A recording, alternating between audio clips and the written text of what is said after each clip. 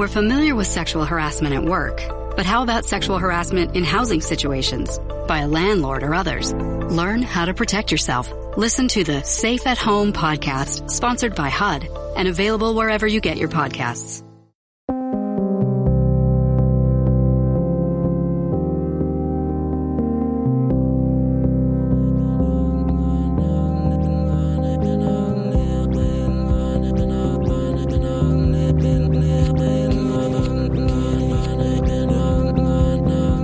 Hello and welcome to Old Men Yell at Cloud. I'm Christopher Brown, and I'm joined as always by Patrick Barry. I already know.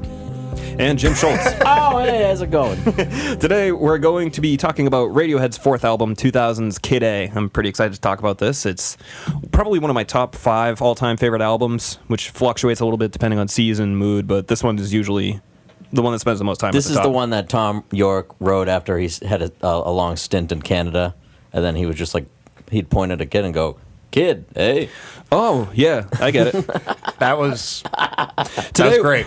Today we have a very special guest, a member of kick-ass bands from the area such as Banana Brownie and Exhaler, Jim Connolly. Jim, how you doing? Hi. Oh, I'm good. Guys, let me kick this off the right way, okay?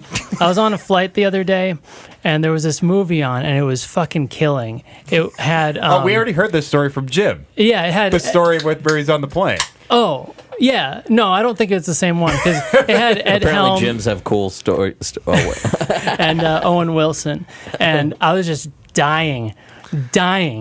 No, I'm just kidding, guys. Oh, okay. He was setting it up so that he was the guy. Yeah. Oh, I ruined it. Shit. You did. Fucked up. All right, can we start this over? I don't even know what the name of the movie was. It was just so good. That worked out better than I had planned. Jim, I'm sorry. Yeah, no, it's good. Not you. Oh, wait, no. I'm sorry, Jim. Oh. I'm not sorry for you. Oh, what did I do? Nothing. That's why I'm not You sorry. just continue to be. I didn't say that. You didn't have to. You know what? All right, for the remainder of this episode, you need to refer to the two Gyms as Thing 1 and Thing 2. No, Kid A and Kid B, obviously. All right, Yeah, this is a good album. Glad you picked it. Yeah, for all sure. Right. All right. So anyway, let's start with a bit of a background. So in '97, Radiohead released their third album, OMYAC Computer. It was received with unanimous praise and to this day is considered one of the best albums, if not the best album of the 90s. Extensive touring followed, and the notoriously awkward and reclusive members of the band felt largely ill at ease with the heaping amounts of praise and newfound sycophant hangers-on that followed. Yeah. Additionally, a new wave of bands aping their sound, such as Muse and Travis, began having hits, and Radiohead singer Tom York found himself wanting to sound nothing like them, and more to the point, nothing like himself. So, amidst bouts of writer's block, infighting, and avoiding the public eye whenever possible, Radiohead began recording what would become Kid A in January of 1999 in Paris. York, the band's primary songwriter, had several parts of songs completed, but very little in the way of completed ideas. Reworkings of songs already debuted live were attempted in a number of ways, with songs such as True Love Waits, Follow Me Around, How to Disappear Completely and Never Be Found Again, were tracked with varying degrees of experimentation. York began leading the band in a direction focusing heavily on drum machines and sequencers, which the rest of the band initially met with some resistance.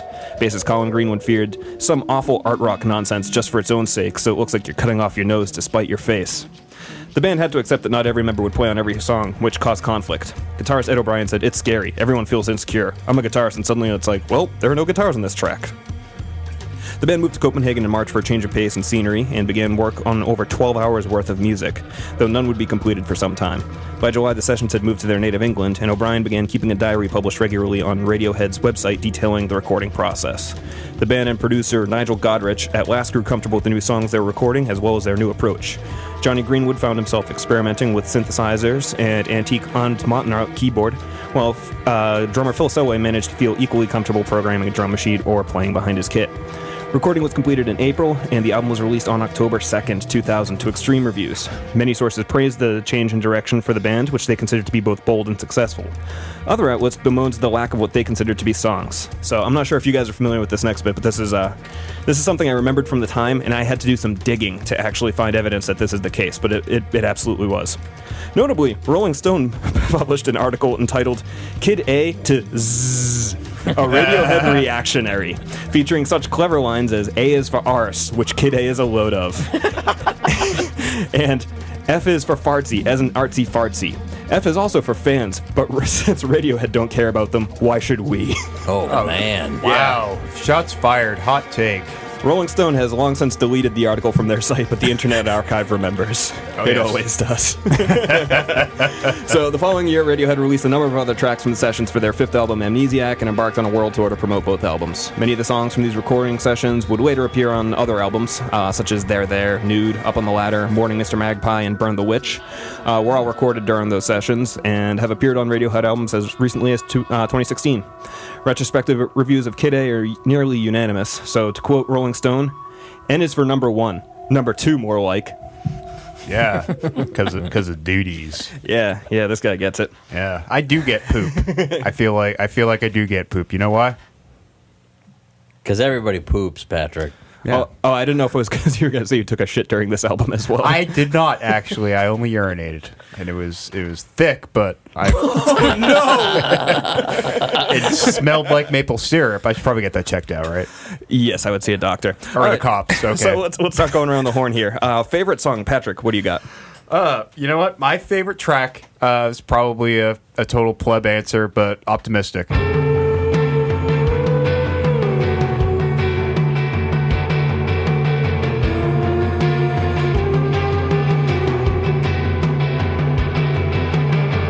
It's just, it's actually the first Radiohead song I fell in love with. I'm a total late bloomer Radiohead fan. I didn't really get into them until around In Rainbows, actually.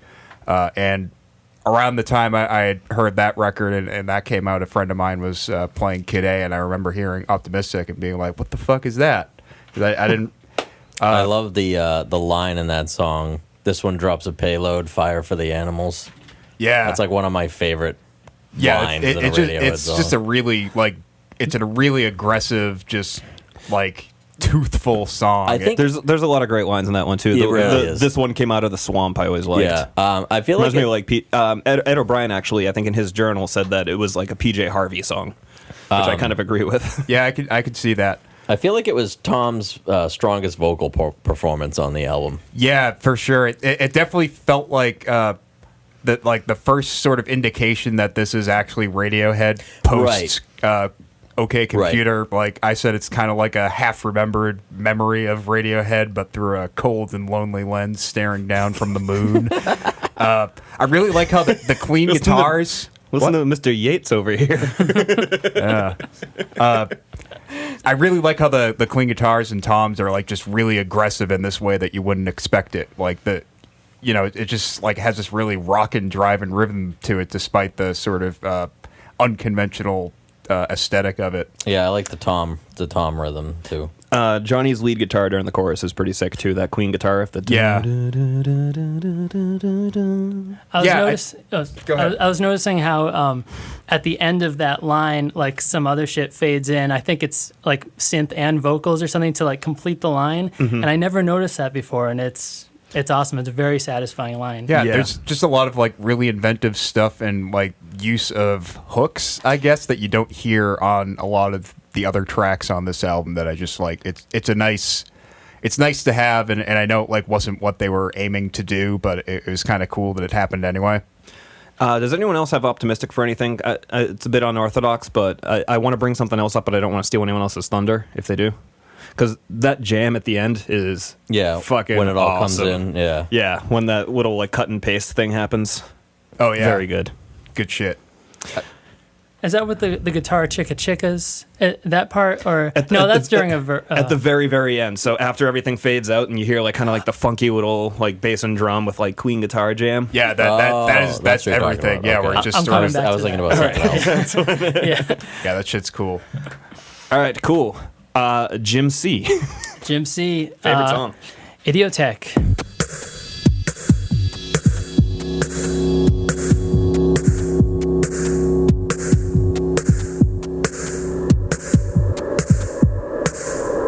Yeah. All right.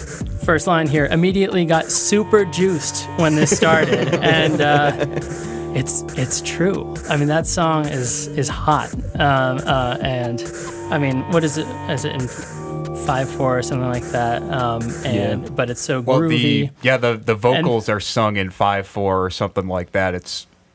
really, it's very unconventional. Definitely throws you off. Yeah, and I like that. And then so it's built around a Paul Lansky sample, right? He was a computer musician or something. He's still alive. Yeah, he is. There was basically a compilation record put out that Johnny Greenwood got his hands on of just different experimental electronic composers of like the 70s and early 80s, something like that. So this was pulled off of that. Yeah, if I remember correctly from listening to it, like around the Kid A time, that progression isn't really like representative of the whole piece. So it's neat to me that he found this sort of like uncanny moment that's right. It's so right for that song. We have to really dig through it's like an hour-long piece or something, isn't it? It's like 10 minutes, 15 minutes, something like that. It's really there's long. enough to work through to get that like 1.5 second snippet. And it was like originally built around a Tristan chord, which is kind of strange because that's not very tuneful at all, that chord. Yeah. There was something I was reading on the wiki. They were trying to like emulate like a club kind of like, Discotheque. No, What for the fuck idiots? did they say? like we're gonna damage your hearing kind of vibe to Excellent. it. Well, and it sounds very similar to the club bangers we hear today because they're all in 5/4 and they're all very just distorted kick drum. I'm with Jim C though. It's definitely a banger. I like that Agreed. beat. It slams. I want to Videotech slams. I want to apologize for bringing 5/4 into this because I'm pretty sure it's 6. Sorry, guys. It might be. Yeah. I know Morning Bell is 5/4. Yeah. Right. Jimmy S. What's your favorite song? My favorite song is "How to Disappear Completely."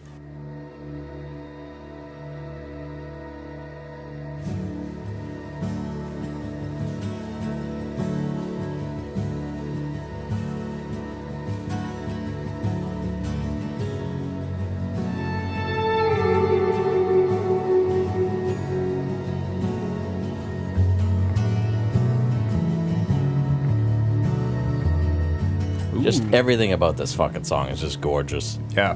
I love the kind of bass arpeggio quarter note triplet thing that's happening. That's pretty sick. The violins, the washy guitar, and then like this. I don't know if it's a minor third or a major third, but there's like this guitar, like the verby guitar slide that happens. That's yeah. Really cool. My note for this song was how to have a B flat note droning over a song in F sharp minor. Good shit. My first note is dissonant string note throughout. Do we like it? I did. Yeah. I made a note about liking it. Yeah, cool. Yeah, I like it too. I'm into it now. Yeah. I love that song. That's one of those ones where like you just want to kind of shut the lights off and lay on your couch and just pretend that Donald Trump isn't the president. And, At some point, if you get the chance, try to find a good quality live version of it from like '98 when they were on the OK Computer tour. Oh, wow. Because the song was like 10 minutes long at that point. You know what is a great live version and eerie as fuck? Like Spinning Plates. Not on this album, but the live version of that piano song. one. Yeah. So good. All right, cool. So yeah, I guess that means me, and I am going to pick the title song, Kid A.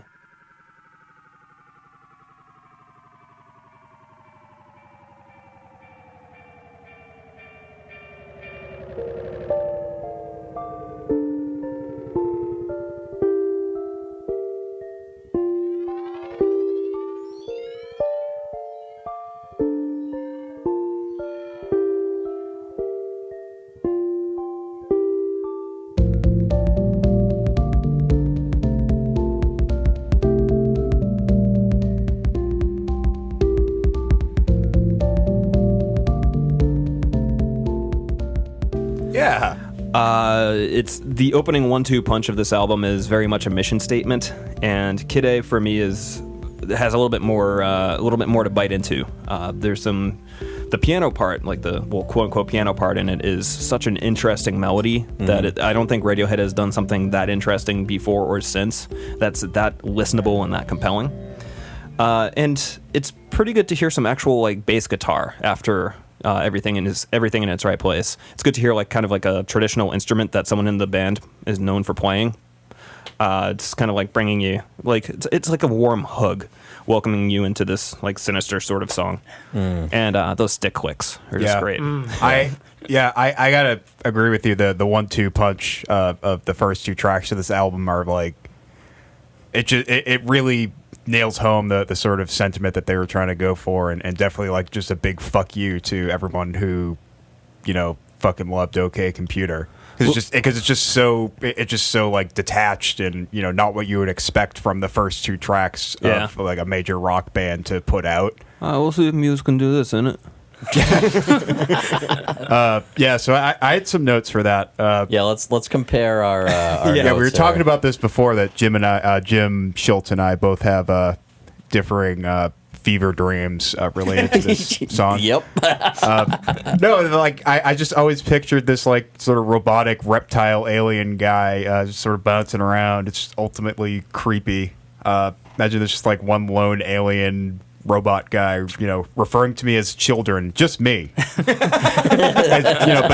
like referring to me as, come with me, my child, and like pathetically leading me through like the forest, through some, you know, like he wants to lead me to the secret garden, but he's like just tripping on shit along the way because he's a big doofus. Hence the, you know, sort of jerky drum beat that happens, and then he finally, you know, reaches the garden, and then his head just opens up, and that's, you know, the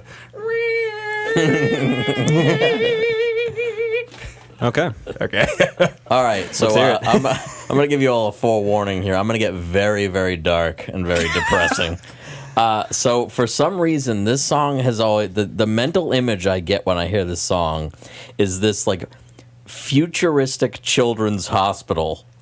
And it's nighttime, and it's like the child cancer ward of this hospital. I mean, so far, I'm not seeing what you're talking about, the dark and depressing. And it's dark, and there are mobiles like hanging, there are creepy shadows on the wall, and the nurse is like this android, and that's what, you know, the processed vocal sound is. And the android nurse is telling the kids to basically follow her to their death. So it's sort of like the end of Toy Story 3 when they're all headed for the incinerator, but with kids. Yeah. Okay. Yeah, pretty much. You got it. You nailed it, to Christopher. meet. Did you guys ever see the TV commercials that were on around when Kid A came out? And then the rats are the experiment rats that you'd see in like a lab. Oh, I thought you were going to say at a children's hospital. You know, the experimental rats that they keep around there. No, they do. They experiment with the fucking cancer drugs on the rats. They milk them, and that's the milk that they give the children. Jesus Christ. I don't get it. Everyone loves rats, but they don't want to drink the rat's milk. Yeah, so instead of doing traditional videos for this, they put out, I think, like 20 commercials that were all like 30 seconds long that each had like a snippet of the album. Very vaguely remember this. Different things. And the intro for Kid A, where you hear like the swooping and like the piano part coming in, it was just a scene on a snowy mountainside, and it was like a poor animation of a body lying with blood around it, and another one kind of slowly walking away from it, and it was like 10 seconds long, and then it cut out and just said Radiohead and had like the smiling bear. And that was it. So for me, it's always, I just associate it with that. Cool.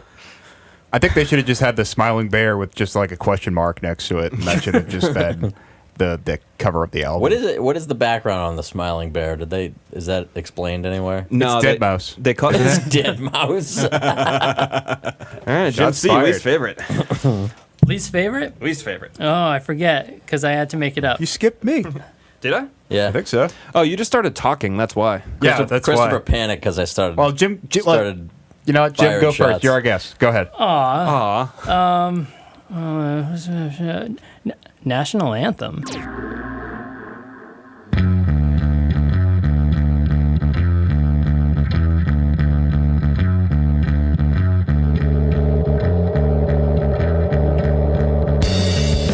Yeah, my least favorite was National Anthem. Get out. Oh no.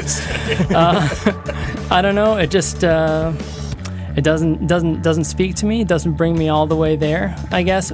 But I mean, I don't know. I have all these prejudices from back then, and I also have a bunch of happy associations with it. Like I played it with my like faux jazz trio, the Marxist Brothers, and yeah, and Great name. Oh, it was a pretty sweet band. We mostly did Morphine covers. That's awesome. That's fucking awesome. They were so good.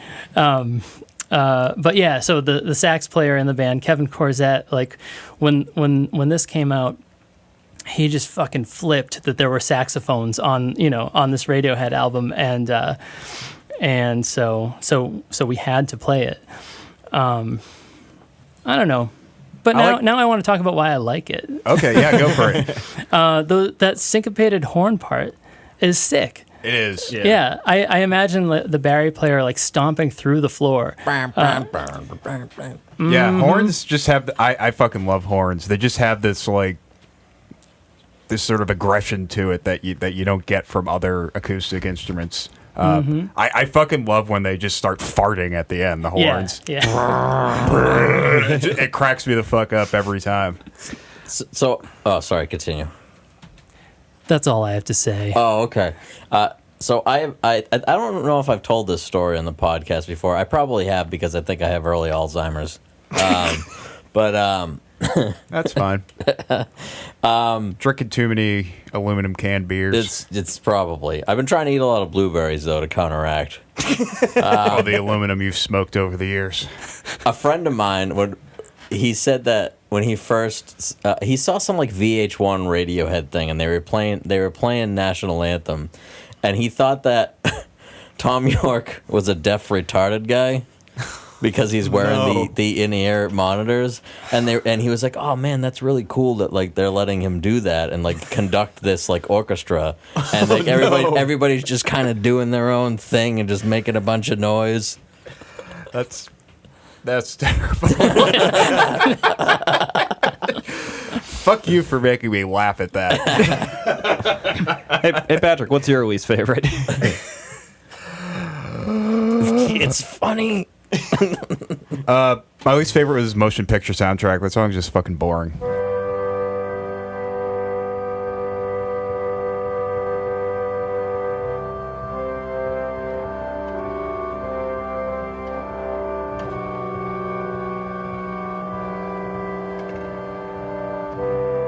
Whoa.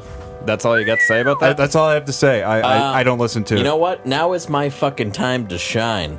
My note for that was could be in a Disney film, and you want to know why? Because that was their fucking intention. Yep. In the notes they wrote, They wanted it to sound like a Disney 1950s song. like Disney song. Yep. Yeah, it didn't even do that for me. I almost never even listened to this song. Whatever. Sorry, guys. All Sorry, right. Doug. I was stuck on the earlier live version, the acoustic version, which I liked a lot. Thank you, Napster. Yeah, and Sean Fanning, if you're listening, thanks for your work. Yep. Thanks, man. I don't think our listeners are going to understand what the Napster is. What's a Sean Fanning? What's a Sean Fanning? See, that's what Mommies and Daddies used before YouTube. We did everything through Sean Fanning, thanks. Oh man, I've got an embarrassing story about Napster. Yes. Continue. Before I had a CD burner, so I think one of the first songs I downloaded off of Napster was "Beautiful Day" by U2. Yeah, no, that's the way it should be. And Mine was actually "Last Night in Bangkok" by Murray Head. What the fuck? Not kidding. We'll get to that. Yeah, we'll come back to that. I mean, it just took 3 days to download because I had shitty internet and because connection. Murray Head was the only other person sharing it. Jim, go ahead. So I didn't have a CD Thanks, burner. All I had was like a cassette tape player. So I downloaded a bunch of songs, one of them being "Beautiful Day" by U2. And I had a Talkboy that I got for Christmas. Oh, and I sweet. just put the Talkboy up to the computer of the speaker, and I was recording. And my dad comes in, he's like, "What are you doing?" I was like, "Shut up. I'm trying to record this." My mixtape. Right, something about this doesn't add up. Like, Talkboys were 92 and Napster was like 99. No, I still had it. Oh, you still had Yeah. it? Like, I got it when I was like really young. Oh, but you didn't get it recently. No, You held on to I'll it. back you up on this because Talkboys didn't become fun until you hit your teen years and started making music and stuff. Yeah. My one of my buddies growing up had one, and we did the same thing. Like, So I had a Sing-a-lodeon, which was that like karaoke machine. yeah, it was the one that was given away as like prizes on Legends of the Hidden Temple and stuff like that. And now you can get them at like a fucking Salvation Army for like $10. But there was a a tape and a record onto tape function where you could like play them simultaneously, and technically you could fucking multi-track if you put a little elbow grease into it. Yeah, no, I used to do some more methods. I'm sure you did, Mr. Smarty Jesus Pants. Christ, how the fuck old were you when you were downloading that song? Mario Head, I was like 14, 15. Jesus. I was a dork. No, Do you know me? Yeah, no, it's just Patrick and I were both fucking listening to Dream Theater and getting up on our soapbox just to be like, no, everybody needs to listen to Dream Theater because they're fucking awesome. You just need to fucking listen. Why doesn't anybody fucking understand? I mean, I Like, never listen to really saw the that. crossover between Murray Head fans and Dream Theater fans, but hey, I guess it exists. Well, like the problem is, like I feel like you were the type of guy who took music very seriously, and you're very solemn and read your poetry, and I just like to download things that crack me the fuck up. Jesus. Jim. Downloaded the Jerky Boys. Oh, yeah, I did that. God. Patrick and I would have been best fucking friends in high school. Oh my God! Seriously, we're best buds now. Yeah. I'm glad this happened now. You know what? Better late than never. It's true. Is it my turn? Yeah. My least favorite song? Yeah. This was kind of hard because I really do love everything on this album. But I'm going to go with Idiotech.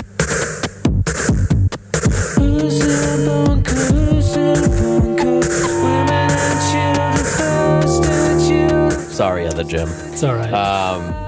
Just because I feel like it's the most overplayed song on the album. I've heard it a lot. Yeah. And I mean, other than that, that's pretty much it. I mean, I really, as far as things I like about the song, I really do like the kind of the vocal layering they did with that song. But I mean, So Idiotech was the main single from this album? There were no singles. Yeah, they didn't Right. think there were any singles. Optimistic was the one that was played on the radio, though. Yeah, that's what I thought. So I guess I don't really get what you mean by overplayed then. It's probably the one that has stood the test of time. that's the one most. that like where like you're at a party and like you're talking about bands you like, and the fucking bro dude's like, oh yeah, look at Idiotech, right? Yeah. I guess it's overrated. Yeah. You're in my dorm room, and WinAmp has like 5 songs in it, and 4 of them are Idiotech. You got the love sick WinAmp. Kid A skin. Oh, Download shit. that shit. Whoa. Yeah. I wasn't hip enough for skins. I was all We're about hip the it up for classic skin. Yeah? Yeah. I got a few skids. I had a few. I had an Alice in Shades one that was for dirt. I had a. I think I posted something recently or within the last couple of years, and I was like, it's like kids today will never truly know what it means to whip the llama's ass. Oh yeah. I don't know what that means. You never used WinAmp? the llama's ass. No, I was a Mac dude, man. Oh, wow. Fuck you. Yeah, when you downloaded WinAmp, it came with a little sample, and the first time you open it, it would go, WinAmp, it really whips the llama's ass. I forgot about that. That's Interesting. awesome, man. That just totally took me back Let to me a see if I sad can- let me place see in if I can find 1997. All right, so while you look for Carry that, on. my least favorite was Optimistic.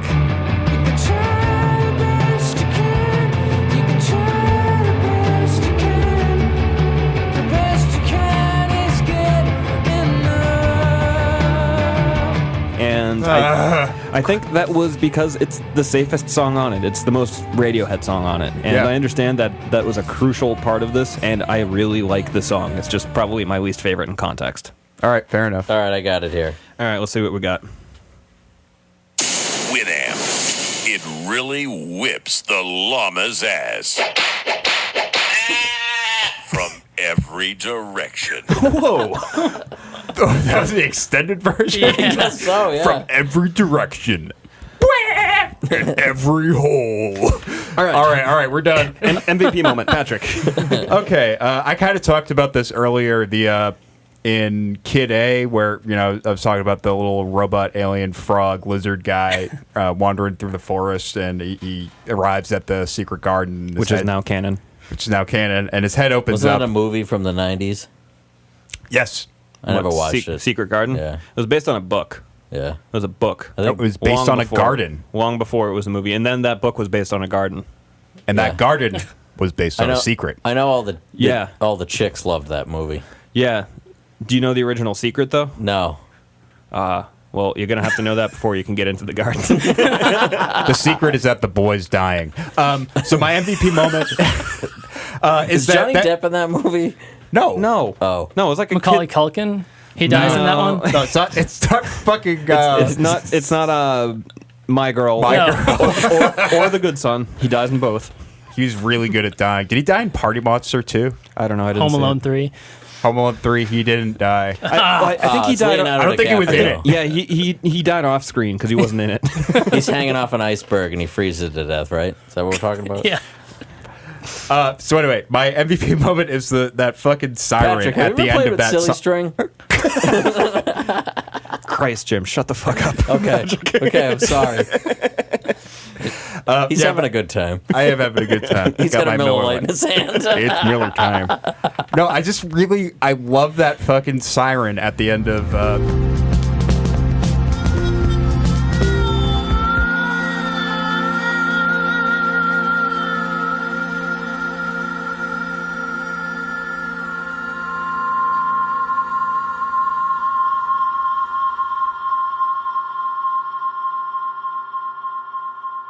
That like at the end of Kid A, it cracks me the fuck up every single time, and it's just so strange and like out of nowhere. I remember like being on shrooms one time and listening to this album, and like that fucking noise making me crack the fuck up in particular, give you the giggles as they're wont to do. Anyway, yeah, that was it. Sweet, Jim, MVP moment. MVP moment. Wait, which one? I fucking pointed at him. The For your listeners at home. Yeah, the audience can't see that, Christopher. Oh, cool. Yeah, He it's going to make a pointed to big me. difference on their listening experience. Hey, Points at Jim Connolly. Jim, which is Jesus your Christ, MVP? you're so Hey, guys. hostile. Guys, knock knock. Who's there? Silly String. Interrupting Jim. Just do it. Moo. You got it. Okay, the fucking rad outro funk thing on Optimistic.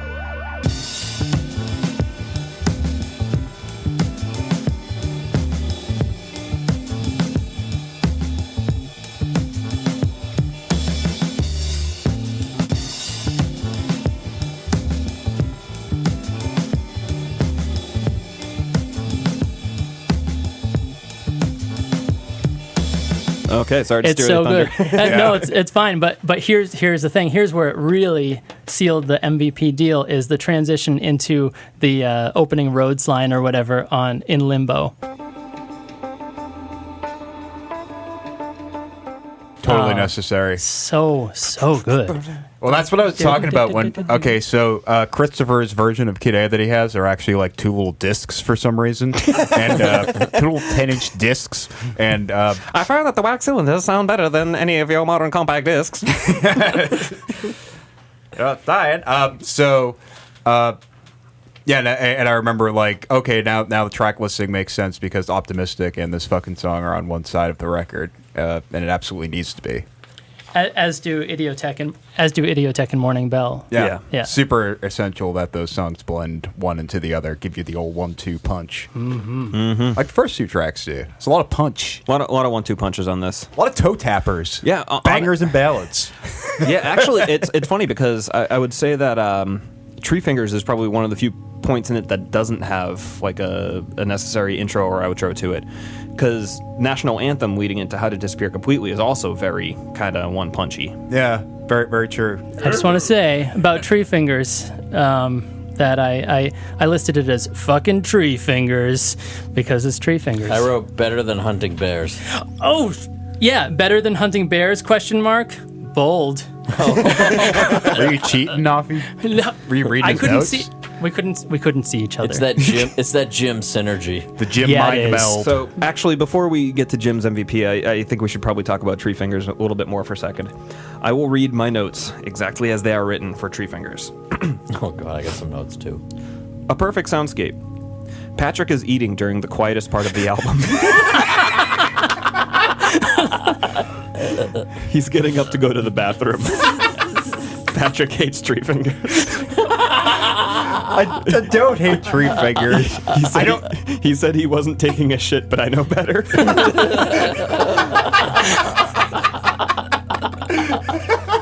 Musical, but not music per se. No, I was enhancing with my mastication noises and the squirting from my urethra I upstairs. wrote better than hunting bears. I feel like I'm at Epcot riding Spaceship Earth. And I wrote, it's soft. I want it to play on loop as I'm dying. Fair enough. Jim, what's your MVP? Which one? The one that has not given an MVP so far. That was a real logic puzzle for you. Oh, God.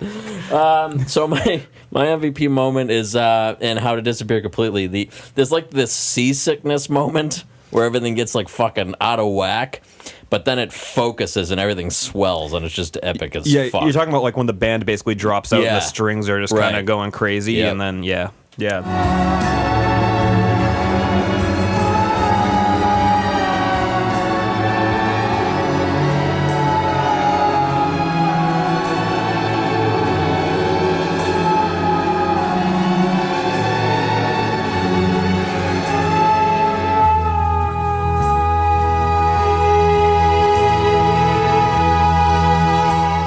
Makes my hair stand up. At strobe lights, at the line strobe lights, everything fucking the strings swell. Yeah. Oh my. Man.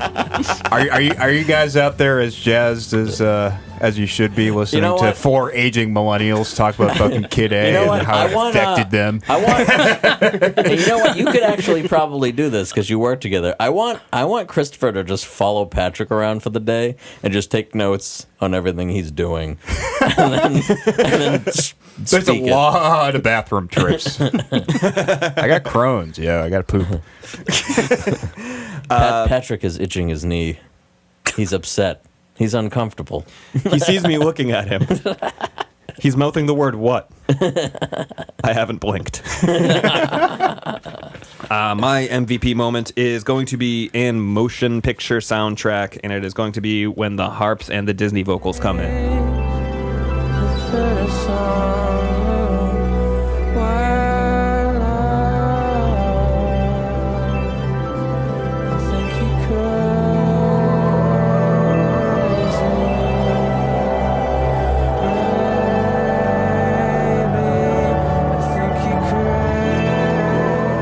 Because they just nailed what they were going for there, and it's just fucking nice. It is nice. Okay, yeah, you're right. It is. Now that I remember. Comparable album, Patrick. All right, this is going to be a weird one. So I'm going with the Beach Boys' Pet Sounds. Interesting. Fair enough. For a couple of different reasons. Obviously, that was a Pet Sounds was a pretty big critically acclaimed album for them, and sort of a sonic departure in a lot of ways, a bigger focus on arrangement and sort of making a complete album. Also, this is really pathetic, but I got into Kid A and Pet Sounds around the same time when I was very sad.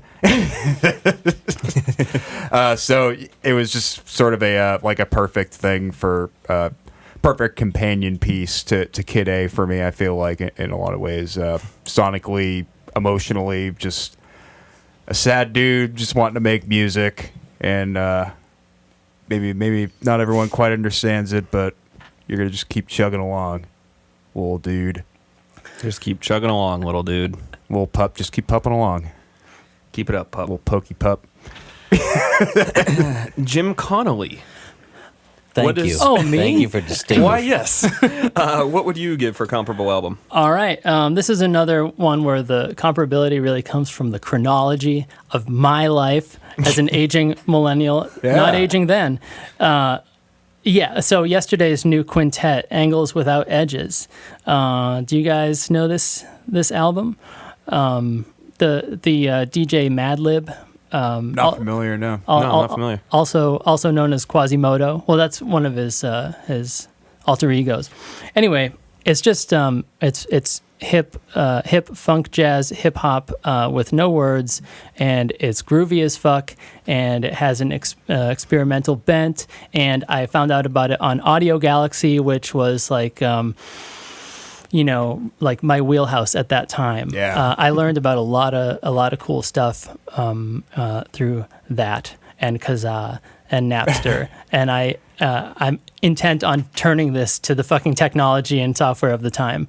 It's so funny that so many these artists from the 80s and 90s from the old school, the music industry, that Napster and Kazaa like destroyed their lives, but it really enhanced our lives in a lot of ways. It sure did. I think it did okay for Radiohead. It made me totally. made me it kept me engaged, like really engaged, listening to all their fucking B-sides and stuff like that, and buying their albums and going to shows. I think I mean you gotta love that about being in the age of sort of streaming. We have just endless access to whatever the music we fucking want. We really are we're fortunate, and we definitely have like 8 legs up on our predecessors because of that.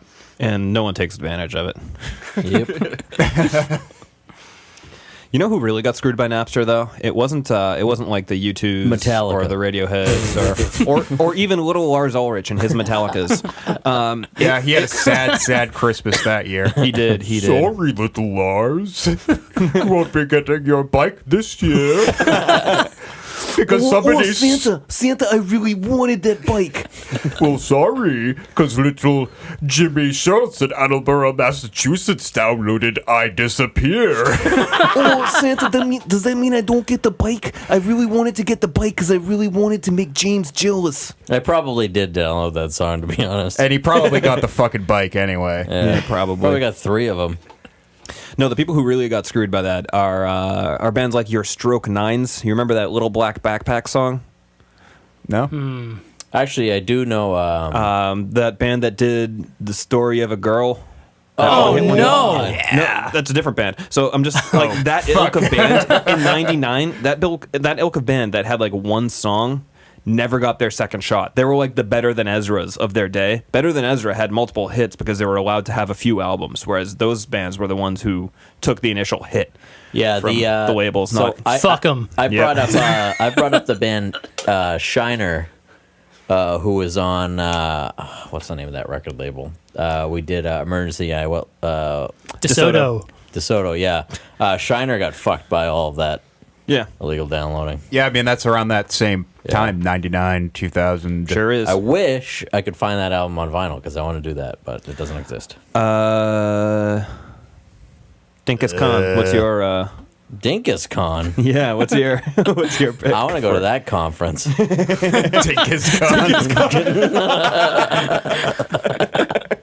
DingleCon. What's your comparable album? I'm going to go with Can's Tago Mago because it's actually referenced that Can and Krautrock in general kind of influenced a lot of this album. Yeah, sure did. And I was kind of doing a little quick research here.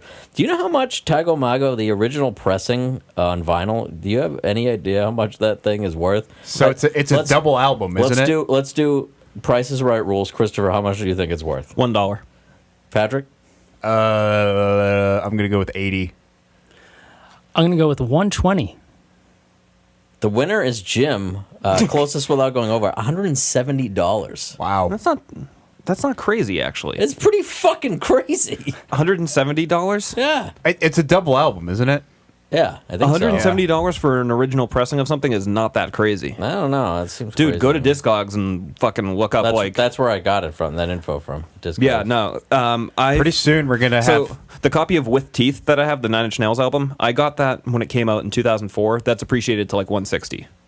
I think actually now that I think about it, I think the original pressings of Anima are worth like a fucking grand. Yeah, those are super expensive. Yeah. Yeah. Yeah, can you even get any of those anymore? Are they even available? Only Anima? used.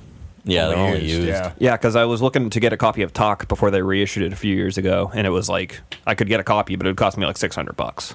Jesus Christ. Cool. So for my comparable album, I'm gonna go with Nine Inch Nails' "The Fragile," just because it was something I was listening to a lot at the same time. I was basically flipping back and forth between those two albums constantly, so Yeah. they exist in the same headspace for me. All right, ratings on a scale of 1 to 10, integers only, no point whatever. We're not Pitchfork. Patrick. All right. Yeah, so I've kind of had an interesting journey with this album and this band in general. I really, like I said before, I was a fucking late bloomer to getting into Radiohead. And I heard this album in its entirety when it came out because me and my family were taking a trip down to my aunt and uncle's house for Thanksgiving of 2000. So this was like a month after Kid A came out. On the way down to Pennsylvania to visit them for fucking Thanksgiving, and my parents were like, "All right, kids, why don't you each put on a album, put on a CD that we can all listen to in the car together?" And my sister, Bridget, who's a couple years older than me, put on Kid A. Oh, here's a great one for the whole family. Yeah, exactly. And like, I just remember my dad being like, well, at least she's not listening to those Backstreet Boys. It's really funny. I think my pick when we were listening was King X's Dog Man. Which really shows how far I've come, I guess. I didn't know if it was going to be the soundtrack from Chess. I will disagree with you there. In Progland, I fucking hate King's X. Yeah. I saw them open for Dream Theater, and I was like, these guys suck. Yeah, I totally get that. They're kind of wussies. Yeah. They're more into like the melodies than they like are doing anything like proggy or rhythmic. Boo. Yeah, boo indeed. So anyway, long story short, I rediscovered this album years later, and I have since kind of been, every time I listen to it, I like it a little more. I'm gonna go with a 9 out of 10. Strong. Yeah, I was originally going to go with 8, but I think that this album just is fucking amazing. It's, it's an important record to, people in our generation, as I sort of flippantly and snidely made reference to like a couple minutes ago. And yeah, I mean, it's just like kind of undeniable the sort of influence this record had on sort of, detaching the sort of rock mythology from music itself, and that's something that I totally feel. Look at how many people fucking this album influenced. Like, look at how many fucking copycats there were after it. Yeah, absolutely. And they already had fucking copycats after OK Computer to like spawn yet another genre off of. So then their subsequent album is like pretty impressive. Tom York had to have another mental breakdown. Go, Jesus Christ, I just can't fucking get him away from me. Just can't get him away from me, innit? That's the secret to sounding British. Mumble "in it" at the end of every sentence. Yeah. Jim. Good night, everybody. In it. Okay. When I first heard this album, it was in a communal setting, which sometimes happened around that time. Like, we would go over my friend Kevin's house, and we would listen to an album for the first time, and hear it together. And that was like a really cool and groovy experience. And so it was a 10 at the time. And I was all wrapped up in that album. Over the years, dropped to probably an 8. But hearing it now, listening again, all the detail, it's so rich and generous. At the same time as like people think of it as detached and cold, which it is, but there's so much there. I love it. 9. Yeah, I would definitely have to agree. It's weird how the detachment also like makes it weirdly more intimate. Like it feels more real to me than some of that more hard on your sleeve rock music that you hear, I guess. Well, and it's obvious due to all the layers and all the details there that they really cared about what they were making and put a lot of effort into it, which I think makes it a little bit less cold by default. Yeah, absolutely. Tom, in the wiki page, it says after they finished everything, Tom York posted that they were done, and then he went and like frolicked in a field or some shit. He was so happy. He said, it's done. I'm happy. I really wish I'm going to go walk in the park. I really wish he and Bjork would get together. Because that would be like make a child. That would Bjork not York. necessarily. It would just York. It would just be a power couple, but yeah, Bjork York could be pretty good. Oh yeah, that's a fan fiction I will write in a heartbeat. Jim. So I came into Radiohead around the Hail to the Thief era, right when I was graduating the high schools. My friend Mike had made me a kind of multiple high schools. Yeah, my friend Mike had made me like a mixed CD of a bunch of different Radiohead, and actually, "Optimistic" was one of the songs on that I liked the most, and I think that kind of drove me into checking out Kid A, and it's one of those albums I can throw on, and I love it every time. I mean, this one gets a 10 for me. It's definitely one of my top 10. Fuck yeah. Yeah, and as I said at the beginning, that's my first 10, I think, too. I think it's the first 10 I've given. This is my favorite, probably my favorite album of all time. It's in the top 5, and like I said, mood, season depending. It's the one that's probably at the top most often. Yeah, I think that this is a perfect album. There's nothing I don't like on it. Least favorite for me was just that. It was least favorite. There's nothing on it I don't like, so that's a 10 for me as well. Yeah, what is it that you like the most, I guess? Coming from you, I'd like to hear that. Interesting. I never really thought about it, to be honest. It's something about it just spoke to me. Just spoke to me at the right age. And you know what? I don't know. It could be a nostalgia thing where it hit me at the right time. It came out right as I went through like a really bad breakup, and like I remember like just being like really fucking depressed, and even though I owned this like via Napster, I still went out to Circuit City to buy my physical copy of it and like listen to it in the parking lot in my car alone. This was and it was a great soundtrack for that. This sort was of thing. kind of and not to sound kind of generic and boring, but this was like I needed something different.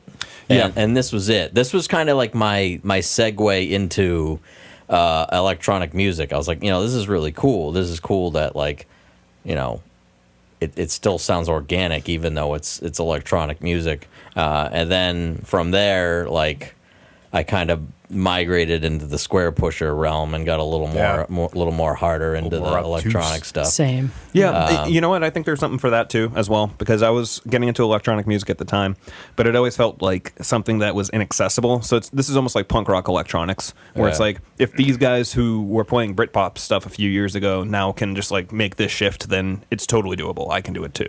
Yeah. Right. It's kind of interesting reading about Tom York saying that he was getting fed up with the mythology and the sort of, the clichéness of rock music. And I totally feel that, and I feel like every, well-meaning musician sort of reaches that point where they just need something new. And this is like a really, really good segue for that. I think the album has like huge value as there's like a room of portals to different like potential interests, right? Absolutely. So, like, so you got like 20th century classical type stuff, jazz, and fucking the electronic stuff, and ambient too. If anyone really dug into Treefingers and connected with it, Yeah, absolutely. Yeah, it's sort of like A Love Supreme meets Laughing Stock meets Tago Mago, like just like all these great fucking post-rock, jazz, kraut records all mixed into one. Right.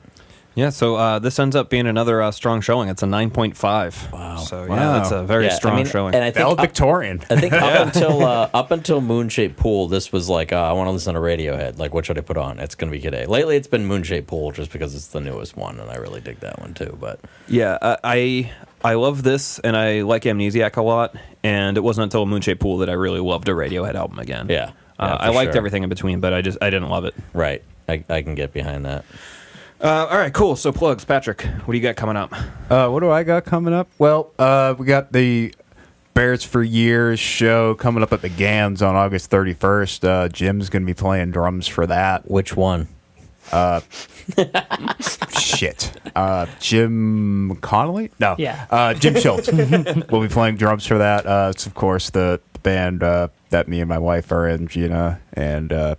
Well, we were listening to the King Gizzard podcast the other day, and I mentioned that Bears for Years is my band, and she got really upset.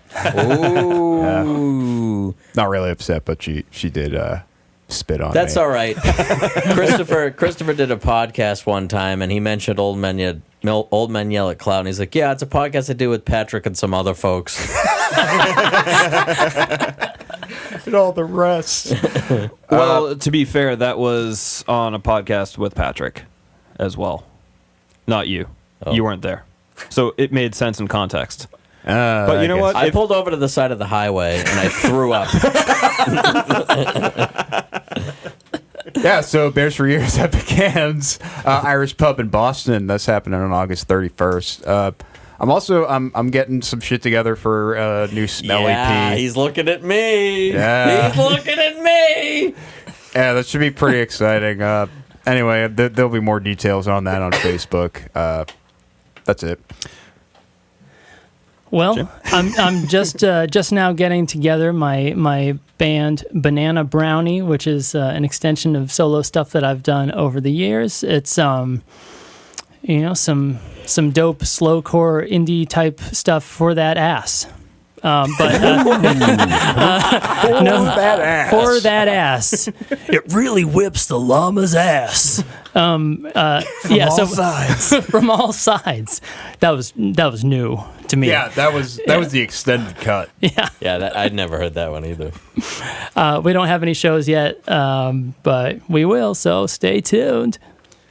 Imagine if the person who posted that added it themselves. Like they did a really good imitation. They're like, I can Mandela effect everyone. I can make them think that this was always there. I know. I really think that there was just an extended cut where he just kept going, and They were like, all right, the engineer's we can't like, put that in there. all right, hey, no, stop. Man, he just keeps going. Yeah, llamas don't have that.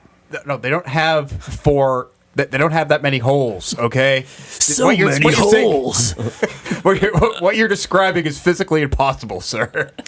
Interesting. So I just looked up my one of my favorite YouTube videos that was showing one of my favorite things from my childhood, which was in the DuckTales cartoon. They referred to Donald Duck as Seaman Duck. And it's no longer on YouTube, but someone had made a video of this at one point, and Danielle and Owen and a bunch of other people can back me up on this because they've seen it as well. Someone filmed a compilation of this with a camera pointed at their TV. So it's just like you see his like commanding officer come out, he's like, "Where is Seaman Duck?" And then like it cuts to another episode, he's like, "Seaman Duck," and then it cuts to another one, and it keeps going on, and then it gets weird because it's Then not it weird gets already. weird. Yeah, then it gets weird because like it's sort of focused on the TV for another scene that's not talking about Seaman Duck, and it pans away and shows you their living room, and it is just a mess. There's just like clothing and blankets and like food and like there's just stuff all over the place, and then it cuts back to more Seaman Duck. So it was like a crack house. Basically. So my reverend back in Sunday school told me that he told me I was a bad person for liking Donald Duck because he doesn't wear pants. No, Okay. no. Yeah, He didn't. Yeah, he did. No, not really. So I shouldn't have tugged at that thread. Yeah, don't touch the string. Yeah, sorry. What you got? Oh, man. If you want to follow me on Instagram, I'm posting my drum clip a day. Trying to get people to like me. At Metadrummer, METADRUMMER. Also, I'm playing drums with Patrick and Bears for Years. And I'll keep the other little surprise to myself. Yeah. Patrick's going to let me do something. He's gonna let me do something. He's going to let me do something I've wanted to do for a while. All right. That's not at all horrifying. Really whips the llama's ass. Seaman No, it involves old songs that need to be redone. So. Oh, nice. Yeah. Cool. Yeah, I don't have shit going on. Cool. So I think that'll do it for us here. Jim, thanks for joining us tonight. Thank you. Yeah, thanks And for coming. This is fun. yeah. So until next time, I am Christopher. I'm Patrick. Hi, Jim. And we'll see you in hell.